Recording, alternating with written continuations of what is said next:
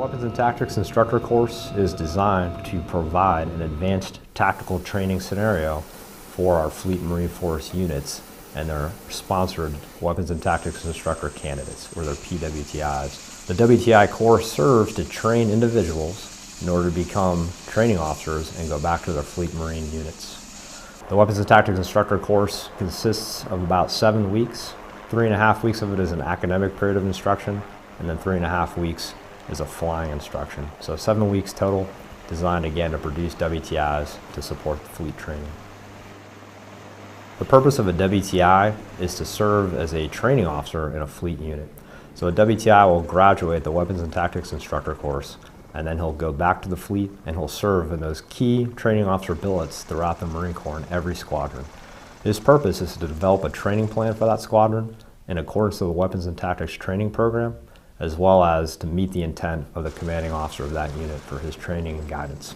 He also serves as a platform SME, a weapons SME, a mission planner and integrator, and a joint integrator to help that unit integrate into a joint environment.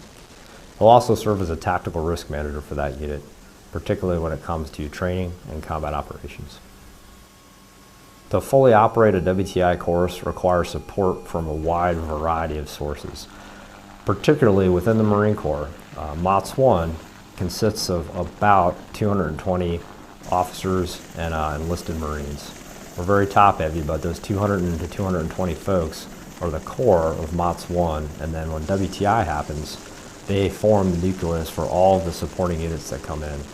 The field units will come in and we'll bring in an entire Marine Air Control Group, elements of Marine Wing Support Squadron, all to help support WTI operations. We'll also bring in units from the Fleet Marine Force, i.e. aircraft. MOTS 1 doesn't own any aircraft, so the Fleet Marine Force will provide aircraft in order to sponsor the WTI course. So with that, they send the maintainers and all the different support units required. All those elements of the Marine Corps will come in to help support WTI. As far as training goes, WTI is characterized by advanced tactical training that encompass full spectrum operations. So what that means is when units come here and individuals train to be a WTI, we expose them to mission sets that they perhaps haven't seen before in order to prepare them for combat. Our goal is to train a WTI and have him see the full spectrum of operations so that he's prepared for anything when he goes back to the fleet. Particularly, we try to enhance the training here at WTI by bringing in advanced threat systems to provide that advanced training. And then with all of the assets we have that support WTI, we bring them into Yuma, Arizona, combine them together to perform a large force exercise in terms of the actual events that we do. During WTI, we have a number of major evolutions. Most of our major evolutions are based or O-plan informed, meaning they are the scenario that the event is built on, the threat that the scenario simulates, the type of mission that we do in that event simulates a real-world mission scenario or a plan that we have. First, to start off with some of our major evolutions, we'll do Assault Support Training 1, which is basically a raid or a CAS event, company-level raid into the 2507 South, utilizing heliborne assets as well as fixed-wing support platforms, unmanned aerial systems. We'll integrate cyber warfare into that, and then the students will start to advance to Assault Support Training 2 and 3, we'll conduct a dual-site raid in AST-2, and finally a dual-site, a non-combatant evacuation operation in AST-3. For AST-3, we'll bring in a number of outside support assets to include the Department of State, as well as other support entities. We'll utilize an OPFOR comprised of role players to help facilitate that dual-site NEO evacuation. And we'll do that throughout the town of Yuma, coordinating with the Yuma City Council, as well as 29 Palms, to execute that dual-site NEO evacuation. So those are some of our major evolutions, and then we'll top that off with FINEX Week, where we'll do 3 final exercises called FINEX 1, 2, and 3.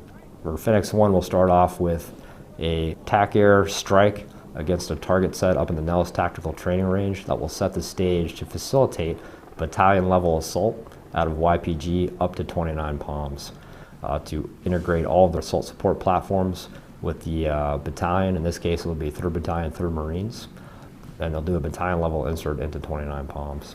FINEX 2 will be a strike coordination and reconnaissance exercise along with close air support in a raid in the 2507 North and South. And then FINEX 3 is a combination of a strike as well as a battalion insert and extract into the 2301 East and West. WTI is important to the Marine Corps because of the product that it produces.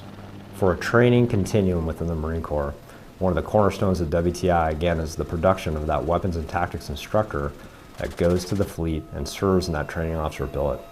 That weapons and tactics instructor is the training expert and the continuity in the fleet to ensure not only that his unit is trained, but that adjacent units can be assessed or helped to train them as well, and then serve in key staff officer billets to help facilitate training throughout the Marine Corps. They do that in a number of venues, whether that be a Marine Air Group Weapons and Tactics Instructor billet or in a mass role in the Marine Air Training Standardization Squadron. All those billets will help ensure that Marine aviation units continue to train effectively, and more importantly, they're standardized across the Marine Corps.